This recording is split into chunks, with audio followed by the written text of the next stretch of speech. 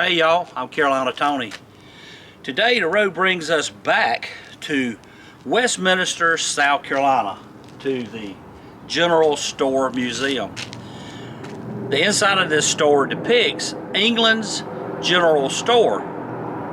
Now, if Westminster sounds familiar to you, if you follow Chrisley Knows Best on the cable channel, Todd Chrisley and his family actually lived here before he got to be filthy rich. And we're going to go inside and take a look and look at a few other things here in Westminster right after the station identification. But wait, oh by the way, today I have my granddaughter with me, Layton. Hey y'all. And she'll be running the camera for us today. So let's get started.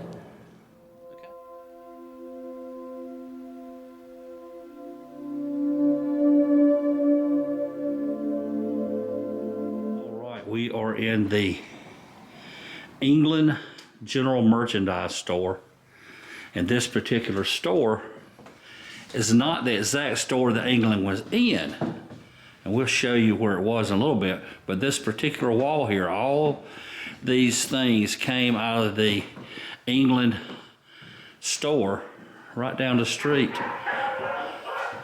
and it started around the late 1800s, early 1900s by W.L. Luke England. Those you can extend. And there is Dub England standing outside of the original store.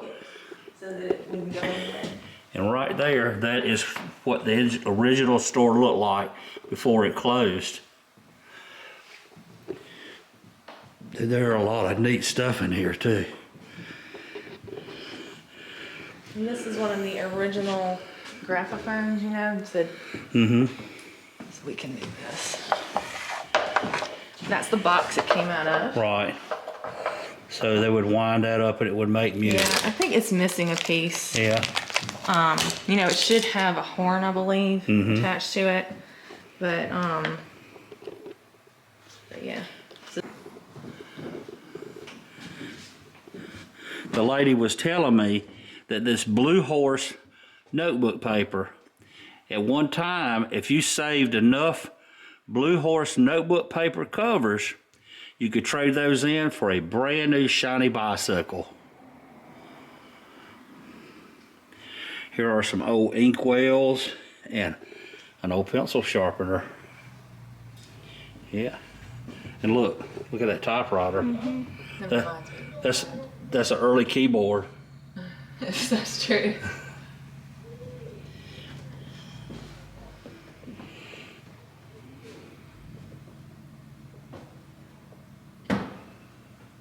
If you look up, we have all different kinds of what they used to carry. You know, the drinks. All the stuff. drink bottles. You don't have half of these anymore. No. Some of them. Some of them, yeah. I mean, you know, like we got 7-Up and. Lots of old stuff. There's sandwich bags.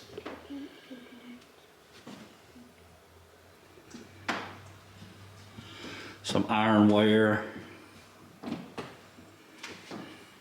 And here is a valve for a wooden keg.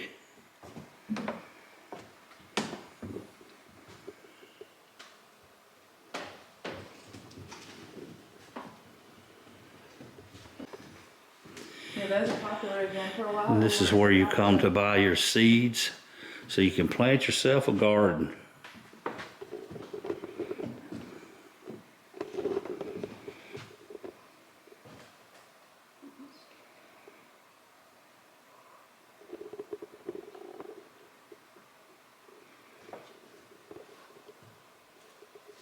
Here's something that's pretty interesting. This is called a fly mow, made by Toro. And I would assume it's a 19-inch fly mow. And I know it looks like a lawnmower, right? But it doesn't have any wheels. That's because it hovers over your grass. And here are some pictures of the fly mow, and even in action. If you look up there.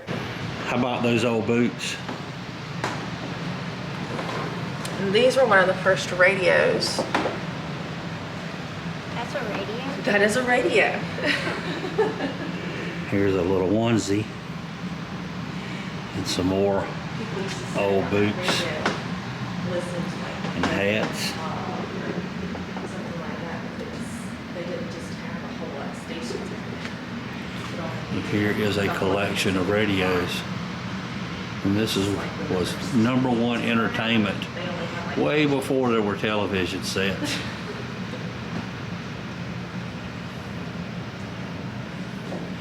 And this is the tobacco section with all this snuff and pipe tobacco and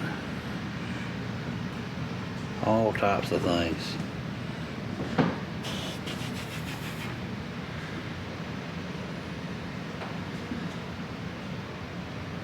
So this here is one of the first things that they used to give out to soldiers. So this is hard. So they used to place these over their heart. So supposedly it was supposed to protect them spiritually and from physical harm. So if a bullet hit it, it would stop a bullet. And I recently talked to somebody that came in here, and he said that he actually knew somebody that got hit by a bullet, and it hit the Bible, and he was okay.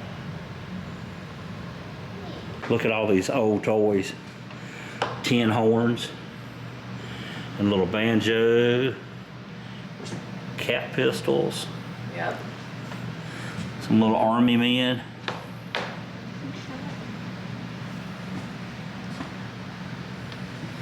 Old roller skates. That's the kind that you would need a roller skate key for. Mm-hmm. That's what I was telling her earlier. There we go. Over here. Why does it look uncomfortable? Yeah. Back in the day, something that got dirty quick in your Sunday go-to-meeting clothes was your collar. As you can see, that collar there is pretty dirty. And this shirt that it goes on has a little short collar, you can see right there. So rather than washing your shirt all the time, you would just come and purchase a collar and wear over your shirt, and you could wash it without having to clean the whole shirt. That hat there reminds me of Otis Campbell from Mayberry. Yeah. The lady inside England's told me that the folks in the town, especially on the street, have a competition with storefronts. This one's got a goat or ram.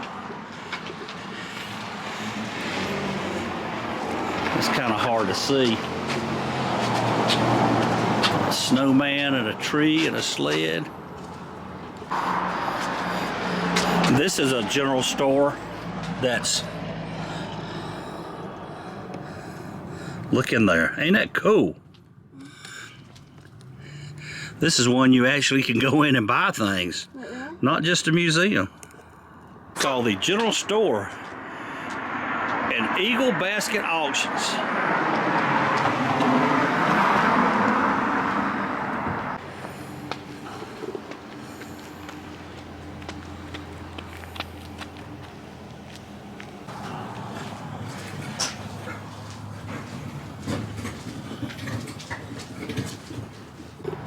And I do believe this is where England's original store was.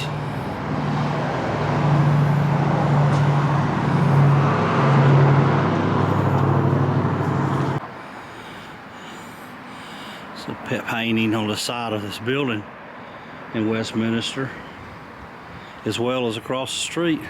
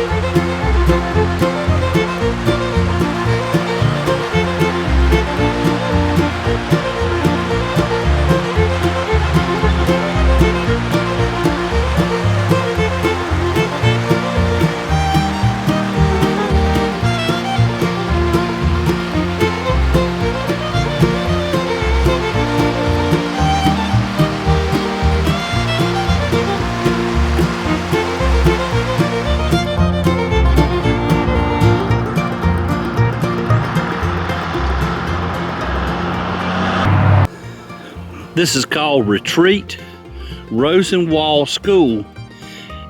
This public school replaced a one-room private school established by Pleasant Hill Baptist Church in about 1870. They say about 50 to 60 students a year attended here in grades 1 through 7. Westminster is a 2-room, 2-teacher school.